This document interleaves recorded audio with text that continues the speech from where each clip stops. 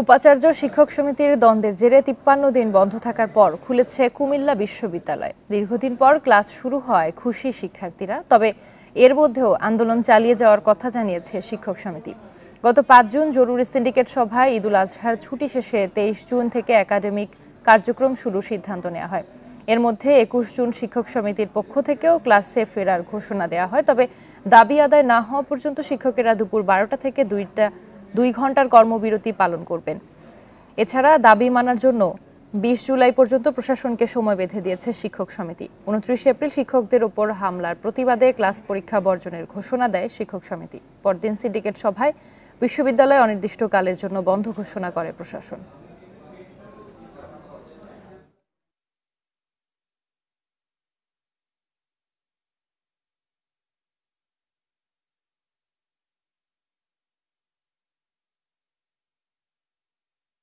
আমরা চাই, আমার বন্ধুরা সকলেই চাচ্ছে যে আমরা যাতে নিয়মিত ক্লাস পরীক্ষাতে অংশগ্রহণ করতে পারি। কোরবানির বন্ধ মিলাই ৩ মাসের মতো যেটা গ্যাপ গেছে ওইটা খাটিয়ে ওটা সম্ভব হলো যদি স্যাররা এক্সট্রা ক্লাস দেয়।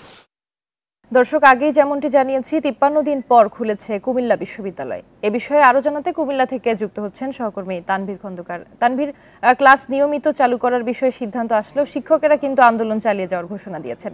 এতে শিক্ষা কার্যক্রম কি স্বাভাবিকভাবে চলতে পারবে? আমরা কিন্তু কিছুক্ষণ আগেই কথা বলেছি কুমিল্লা বিশ্ববিদ্যালয়ের যে উপাচার্য তার সাথে। তিনি আমাদেরকে যেটি জানিয়েছেন যে আজ থেকে কিন্তু বিশ্ববিদ্যালয় তাদের যে স্বাভাবিক কার্যক্রম সেটিতে ফিরে গিয়েছে।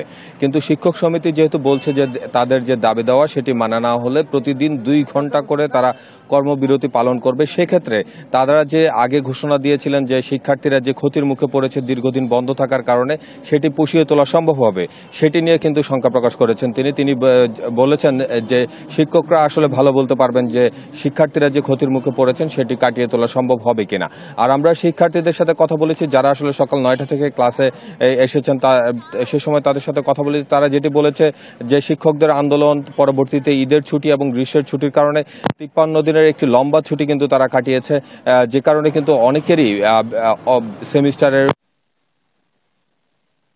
যে কারণে কিন্তু এগুলো যদি পুনরায় সেই ক্ষতিটা যদি কাটিয়ে তোলা সম্ভব হয় তাহলে কিন্তু শিক্ষকদেরকে অতিরিক্ত যে তাদের ক্লাস পরীক্ষা সেগুলো কিন্তু নিতে হবে এবং সেক্ষেত্রে কিন্তু তারা প্রতিদিন যে পূর্ণ ঘন্টার যে শিক্ষা কর্মসূচি সেটা কিন্তু দাবি করছেন।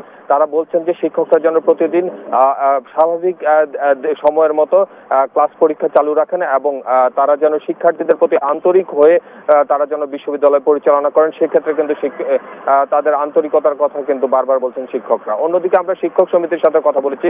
শিক্ষক সমিতির সভাপতি আমাদেরকে যেটি জানিয়েছেন, তারা বলছেন যে তারা যেহেতু উপাচার্যের বিরুদ্ধে এক দফা দাবিতে আন্দোলন করে আসছেন, বিভিন্ন সময় কিন্তু তারা ক্লাস বর্জন করেছেন এবং পরবর্তীতে বিশ্ববিদ্যালয়ের যে উদ্ভূত পরিস্থিতি সে কারণে কিন্তু বিশ্ববিদ্যালয়কে বন্ধ পর্যন্ত ঘোষণা করতে হয়েছিল।